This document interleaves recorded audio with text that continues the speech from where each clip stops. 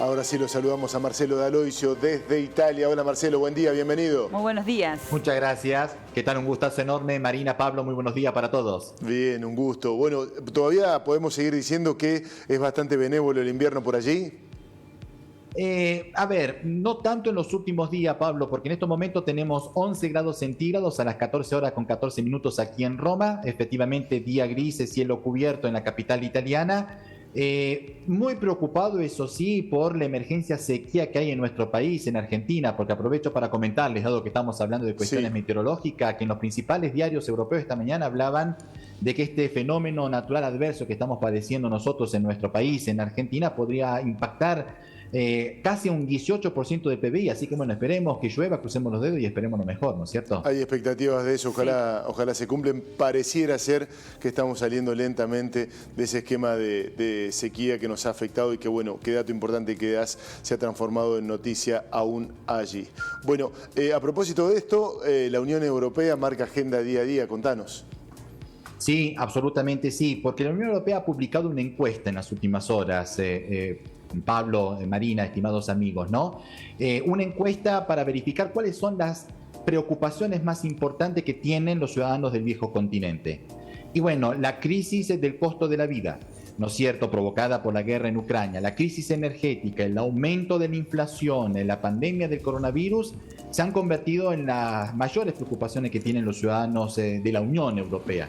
Y los datos muestran que actualmente, fíjense, en el 45% de los encuestados sufren algunas o muchas dificultades respecto a sus ingresos personales. Además, el 46% de los europeos admite que su nivel de vida ha bajado mucho como consecuencia efectivamente de la creciente crisis.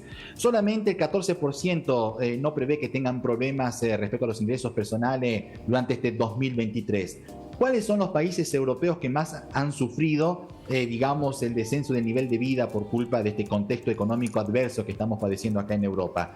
Los países del sur del viejo continente, ¿no? Las islas de Chipre y de Malta, Grecia, Portugal. En cambio, los países que menos se quejan desde este punto de vista son los ricos y desarrollados del norte europeo, sobre todo esas naciones escandinavas como Suecia, Dinamarca, Finlandia, ¿no? Y después hay otras preocupaciones como el cambio climático, sobre todo el hecho de no saber cuándo va a finalizar esta guerra en Ucrania, las amenazas, digamos, de usar la bomba atómica por parte del señor Vladimir Putin, pero lo que más preocupa es la situación económica y sobre todo lo que podría ocurrir aquí en el viejo continente, ¿no es cierto?, durante el transcurso de este año 2023. Esperemos lo mejor, ¿no es cierto? Bueno, es toda una novedad eso, me parece, ¿no? Es un cambio de prioridades que ha impuesto la guerra, porque en otros momentos recuerdo haber escuchado que para los europeos la principal preocupación era el cambio climático. Bueno, cómo se han impuesto las condiciones, ¿no?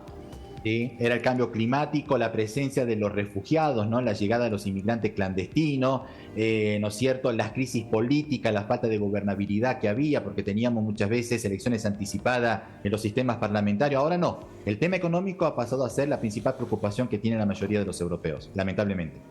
Bueno, y continúan las huelgas en los países europeos por la crisis económica. Contanos un poco cómo es el mapa, Marcelo. Para todos los gustos. Marina, Pablo, estimados amigos, ustedes están viendo imágenes del Reino Unido. El Reino Unido ha amparado 20.000 trabajadores de las ambulancias. Ahora supimos que 100.000 funcionarios públicos justamente de Gran Bretaña van a estar parando el próximo 1 de febrero. Y ahí van a haber varios problemas, digamos, para la ciudadanía común y corriente, ¿no? Por ejemplo, hasta para brindar un examen para tener el carnet de conducir, los controles en los puertos y en los aeropuertos. También nos hemos enterado en el día de hoy respecto al Reino Unido que 70.000 trabajadores universitarios, 70.000 trabajadores de 150 universidades del Reino Unido van a estar de paro por 18 días entre febrero y marzo. Todavía no se saben las fechas, ¿no? Pero esto no está pasando solamente en el Reino Unido, como para responder a la inquietud de ustedes, Marina, Pablo, respecto a la geografía de los paros, ¿no? En Francia ni les cuento. ¿Se acuerdan? La vez pasada nosotros hacíamos referencia a la propuesta de reforma jubilatoria que quiere implementar el presidente Emmanuel Macron. Quiere que los franceses trabajen 2 años más para poder jubilarse, de 62 a 64 años, con 43 años de aporte jubilatorio de aquí al 2030, ¿no? Bueno, los gremios están que saltan de nerviosismo, ya han amenazado con un paro general el día 19 de enero, pero van a parar ante el sector petrolero, ¿no es cierto?, el sector petrolero francés, y dicen que van a estar bloqueando la refinería y que podría haber desabastecimiento de nafta en las estaciones de servicio de Francia, como ya supo pasar meses atrás en este país europeo. Y a propósito de estaciones de servicio, antes de pasar a otros temas y para quedarme a disposición de ustedes, bueno, quisiera comentarles, ¿no es cierto?, que acá en Italia se ha bloqueado por ahora, después veremos en los próximos días, un paro que se iba a concretar entre el 25 y el 26 de enero de parte de los dueños de las estaciones de servicio. No de los trabajadores que están pidiendo aumento de sueldo, como está pasando en Francia, como está pasando, digamos, sobre todo en el Reino Unido, ¿no?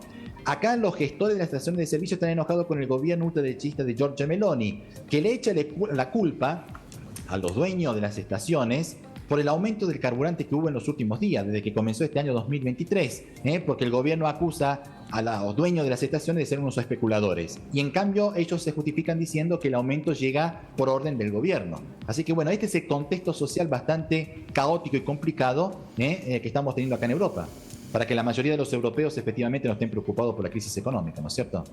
Bueno, nos vamos del bolsillo al alma, al espíritu, porque tenés una linda noticia que contar, tiene que ver con el legado de Ernesto Sábato, de su hijo Mario, que es cineasta, ha llegado hasta allí para hacer un depósito, de uno de los libros de Ernesto Sábato.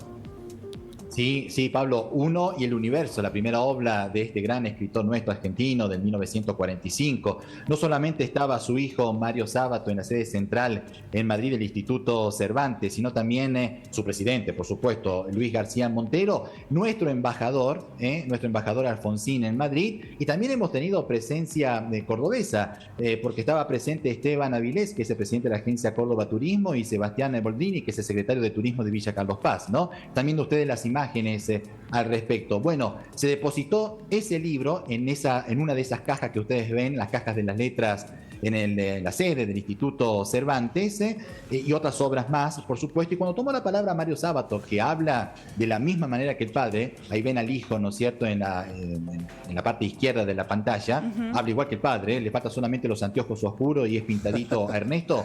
Bueno, Mario Sábato dijo que su papá siempre defendió la lengua española, porque permitió, evidentemente, ¿no es cierto?, tener unida América Latina, gracias a la lengua española, a diferencia de lo que pasaba, por ejemplo, antes de la unificación italiana. Él recordaba que Ernesto Sábato decía que los napolitanos no se entendían con los venecianos acá en Italia, ¿no?, hasta que surgió la lengua de Dante Alighieri, el italiano. Pero bueno, ¿por qué yo hago comentario desde nuestra corresponsalía europea de Telediario aquí en Europa de esta noticia? Primero, porque es algo importante para nuestra literatura. Segundo, porque hemos tenido presencia del interior del país, funcionarios de nuestra provincia de Córdoba. Y tercero, porque Ernesto Sábato siempre ha sido muy famoso en España y gran parte de Europa, no solamente por sus obras literarias, Pablo, Marina, estimados amigos, sino, bueno, por su responsabilidad como presidente de la Comisión Nacional sobre la Desaparición de Personas, ¿no? Donde se redactó el informe Sábato, conocido acá en España como el Nunca Más, ni más ni menos. Bueno, sumemos un par de datitos, si te parece. Lo primero podemos decir que era hijo de italianos, el Sábato, de ciudadanos italianos, y es un dato muy lindo, muy interesante. El libro Uno y el Universo, Sábato lo escribe en tu provincia de Córdoba, mientras vivía en un lugar alejado de todo el universo que se llamaba El Pantanillo, que está en la zona de Tras la Sierra, ahí cerca de Hornillos, del dique que está ahí. Se fue a vivir en algún momento cuando dejó de estudiar ingeniería y se fue a vivir ahí, y ahí escribe su primer libro, que es el que justo llevaron a Italia. Así que orgullo para usted, que es cordobés. Totalmente, y para el interior de la República Argentina, claro. No hay que poner en duda este factor tan importante, ¿no es cierto?